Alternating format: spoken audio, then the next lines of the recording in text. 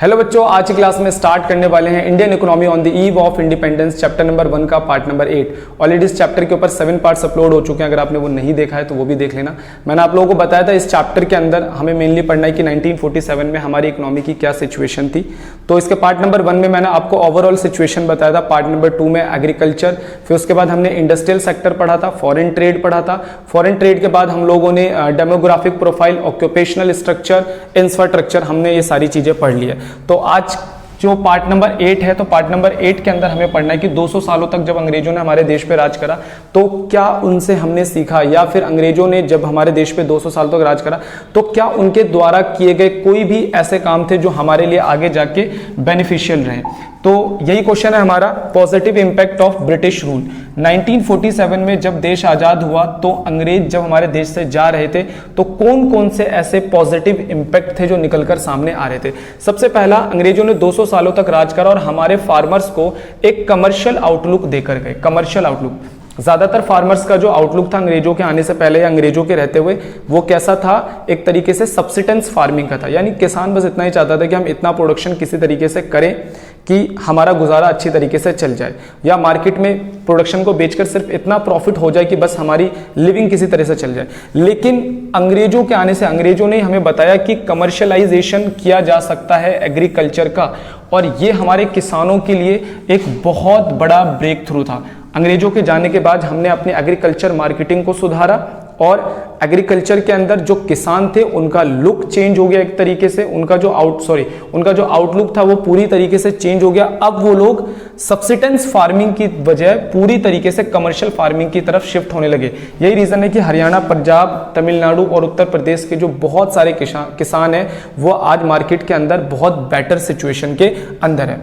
तो it show the way of self sufficiency by the selling of surplus of produce. कह रहे कि commercial outlook के अंदर किसानों को क्या सिखाया गया कि किसान अपनी जरूरत को भी पूरा करे और मार्केट के अंदर अपना सरप्लस ले जाकर भी एज अ प्रोड्यूसर बेचे और मार्केट से प्रॉफिट कमाए। और आज ज्यादातर किसानों का यही आउटलुक है मार्केट के अंदर। अगले नंबर पे, development of infrastructure.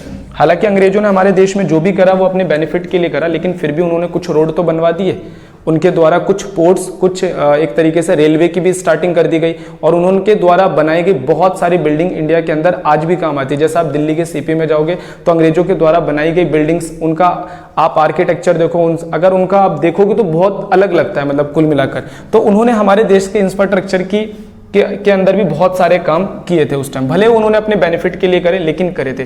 Development of road, railways, air and water transport could be check overall adequacy of the goods and services. उस दौरान जो उन्होंने इंफ्रास्ट्रक्चर तैयार करा था उसी की वजह से इंडिया की जगह जगह पर गुड्स और सर्विसेज की जो दिक्कतें थी उनको दूर की जा रही थी। यानी कि गुड्स को एक जगह से दूसरी जगह पहुंचाने में रेलवे, रोड्स जो उस टाइम पर उन्होंने बनाए थे उसके बहुत ज्यादा यूज किया जा रहा था, और आजादी के बाद भी उसका बहुत ज्यादा यूज किया गया।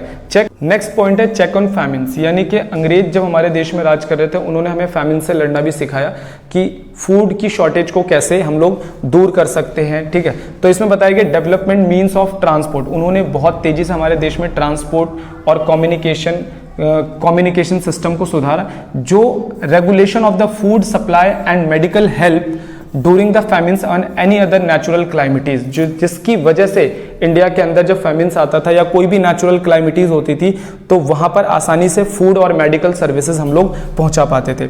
अगले नंबर पे है monetary system of exchange. Monetary system of exchange, अंग्रेजों के आने के बाद ना हमारे देश के अंदर जो हमारी मॉनेटरी सिस्टम है ना उसके अंदर भी काफी ज्यादा सुधार हुआ। अंग्रेजों ने हमारे देश के अंदर आने के बाद बैंक वगैरह ओपन करे, इसके अलावा जो करेंसीज वगैरह उसको तेजी से प्रिंट करना शुरू कर दिया, जिससे इकोनॉमी के अंदर जो बार्टर सिस्टम का फ्लो है वो धीरे धीरे कम होने लगा और मॉनेटरी सिस्टम इकोनॉमी के अंदर आने लगा। ठीक है, there was a tradition from the barter system of exchange. पहले क्या होता था इंडिया में, एक गुड्स के बदले दूसरे गुड्स को हम एक्सचेंज कर लेते थे, बार्टर सिस्टम कहते हैं।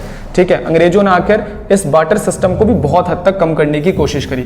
There was a transition from the barter system of exchange to monetary system of exchange.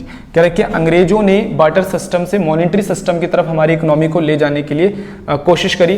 Growth of monetary system of exchange facilitate the division of labour, जिससे पेमेंट करना काफी आसान हो गया। Division of labour, specialisation, large scale production, जिससे बहुत बड़े level पे प्रोडक्शन होना भी संभव हुआ। पहले क्या था, बार्टर सिस्टम था, पेमेंट करने में दिक्कत आती थी, प्रोडक्ट बड़े सौदे करने में दिक्कत आती थी और प्रोडक्शन लार्ज स्केल पर नहीं हो पा रहा था। लेकिन मॉनेटरी पॉलिसी जब सही हुई इकोनॉमी के अंदर, अंग्रेजों के आने के बाद, जब नोट तेजी से छपने लगे, कॉइन्स तेजी से छपने लगे, तो इकोनॉमी के अंदर प्रोडक्शन का जो फ्लो है वो काफी तेज हो गया। एफिशिएंट सिस्टम ऑफ एडमिनिस्ट्रेशन, देखो अंग्रेजों ने हमारे देश को ना लॉ एंड ऑर्डर मेंटेन करना भी सिखाया। अगर देखा जाए तो वो पॉपुलेशन में बहुत ज़्यादा कम थे और हमारी इंडिया जैसी बड़ी कंट्री पे उन्होंने राज कर रहे थे। इसी तरीके से इंडिया के अलावा भी वो बहुत सारे देशों के ऊपर राज कर रहे थे। तो ये दिखाता है कि अंग्रेजों की जो पॉलिसीज थी और उनका जो लॉ एंड ऑर्डर मेंटेन करने का जो तरीका था वो कितना ज़्यादा खतरनाक था। इंडियंस ने भी उनसे ये चीज़ें सीखी।